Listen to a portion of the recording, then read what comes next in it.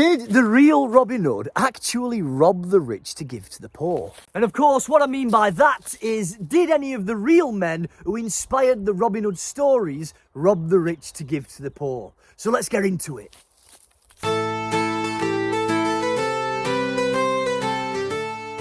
Yes, historically speaking, there were in fact several different real men throughout the medieval period who inspired the various different fictional versions of the Robin Hood character.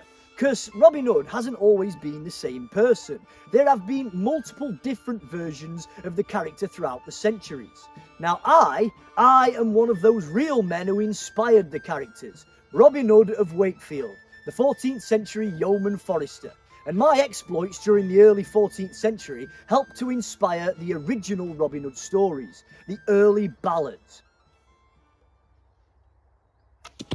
Have that, you bastard! Now, the whole robbing the rich to give to the poor thing is probably one of the most well-known aspects of the Robin Hood legend in the modern world. Most modern people associate Robin Hood with robbing the rich to give to the poor. But interestingly enough, that aspect of the legend was not a part of the original Robin Hood stories.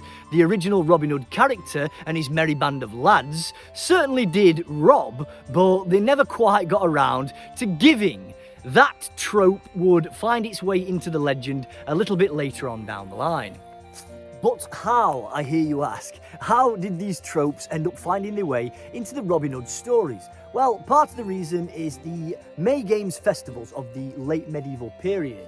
And this is where we see the merging of different folklore characters and tales that aren't necessarily directly related to one another. For instance, Robin and Marian are two characters from French folklore, but they are not the same Robin Hood and Maid Marian that we know from the Robin Hood legend. At these May Games festivals, Marian would appear as the May Queen or the Mayday Queen, and as the Robin Hood folklore tales were becoming increasingly popular throughout England, eventually the two characters were joined together, with Marian as the May Queen and Robin her king.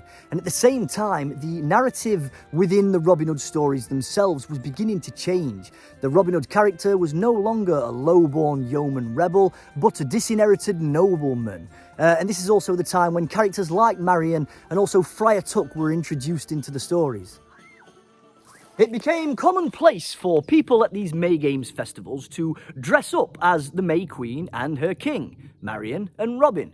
And what they would do is they would put on performances, and they would also encourage revellers to hand out charitable donations in the form of food or money for the less fortunate. And now these folk traditions would eventually find their way into the writings of the later and post-medieval Robin Hood stories, in the form of Robin and his lads robbing the rich to give to the poor. And from that point on, the themes of social justice within the Robin Hood stories would only become stronger and stronger as time goes on. But these concepts of charitable, self-sacrificing heroes who fight against tyranny and oppression for the good of the common people are nothing new, and they're certainly not exclusive to the Robin Hood legend. In fact, these folk heroes and tales have existed in just about every culture, in every country since the dawn of human civilization. Wherever there's been societal imbalance or corruption, you'll find these type of folk heroes. And as the Robin Hood legend endured and grew, eventually these concepts found their way into those stories as well. But that's just the stories. What about the real Robin Hoods? Did any of those boys give to the poor? Well, they certainly did rob people. Of that you can be sure. But when it comes to giving to the poor, in the same sense that the fictional Robin Hood from the later stories does, I'm afraid it's more fantasy than reality. So, let's have a look at some of these real Robin Hoods. And a great example are two lads who operated in Yorkshire in the early 13th century. And we've got Robert Hood of Linton. Now, he was known as Hobhod. Hob was a popular nickname for men called Robert in medieval England, so Hobhod was like a very old version of Robin Hood, or like an archaic way of saying Robin Hood. And this lad was also a fugitive, and for damn good reasons. And then we've got Robert Hood of Wetherby. And now he's referred to in records as an outlaw and an evildoer, and he was eventually hanged for his crimes. These lads were questionable characters, to say the least. And let's not forget, it's because of the exploits of these real Robin Hoods in the early 13th century that towards the later 13th century and in the 14th and 15th centuries, the name Robin Hood was synonymous with crime. Yeah, not with charitable heroes, but with thieving cutthroats. Now, these romanticised ideas of the hooded outlaw figure heroically riding through, handing out bags of gold to the poor oppressed villagers certainly does make for excellent storytelling, but in reality, it's not quite as simple as that. In reality, those poor oppressed villagers would have lived and worked on the land of their local lord, and any money coming into their households would have been fairly well monitored. So if all of a sudden these people became wealthier, well, ultimately their taxes would increase. But say, for example, their local lords were to become aware of just how these people had come into their extra wealth, yeah, if they were to put two and two together. Hang on a minute, the Bishop of Hereford was robbed around here recently, and all of a sudden you lot have got extra cash lying around. Well, the punishments they could expect to face for accepting stolen wealth in such a manner aren't even worth thinking about.